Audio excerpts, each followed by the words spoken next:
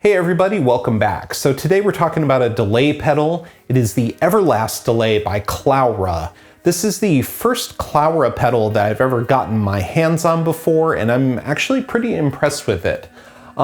It's a more inexpensive delay, and I know I like to talk about a lot of, like Strymon delays on this channel, some more expensive ones with tons of features.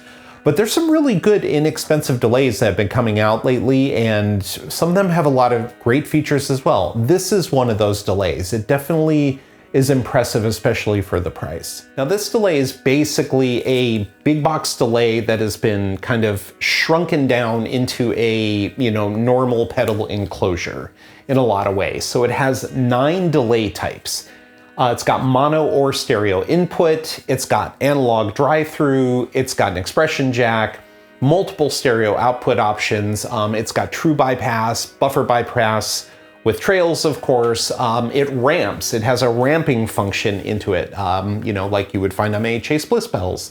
And all that is for only $129, which to me is pretty surprising. Now this pedal was sent to me by Klowra, and it was sent for review. I have not received any money, I have not received any talking points for it or anything like that. In fact, in the entire time I've been doing this YouTube channel, I've only received 3 pedals in the entire time that were provided to me for review. And it's always been the same deal, where it was just sent to me and the company said, hey, here's the pedal, please make a video about it and say what you want.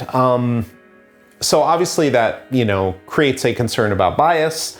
I do want to mention that if I don't think a pedal is going to be interesting, I'm not even going to waste my time making a video on it, because I'm not making money on it, and these videos take forever to make and to edit. They're a giant pain, to be honest. So yeah, it's my hobby, but it's not easy, and I'm not going to burn hours on something that I don't really like. So just saying, you may be concerned that I'm a little biased towards something when it got sent to me.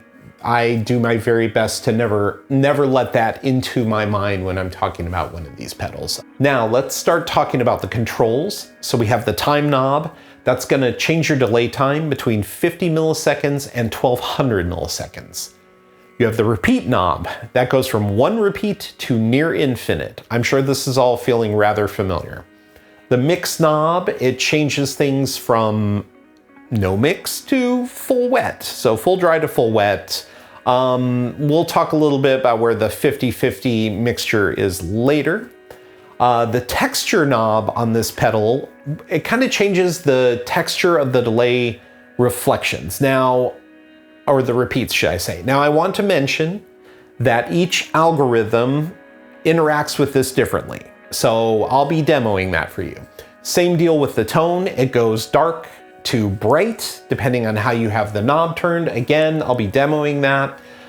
Really quickly, the foot switch, it turns the pedal on and off. It deals with tap tempo, everything you'd expect, basically. It can also trigger the ramping function. And finally, the LED button. Yeah, that flashing LED, that is a button you can touch, and that will tweak some other settings in the pedal. It changes color when you're ramping and when you're in tap tempo mode. It's that kind of thing. So we'll talk about that a little later, but I really want to focus on the 9 delay types. So as I go through this, you're going to hear me play a loop at the beginning of each section of the 9 delay types. And then I'm going to just kind of, just play, I'm going to kind of improvise around for a bit so that you can hear what that sounds like. And I think that'll give you a good sense of what the delay types sound like. There are chapter markers, so check those out, and let's go. No more talking.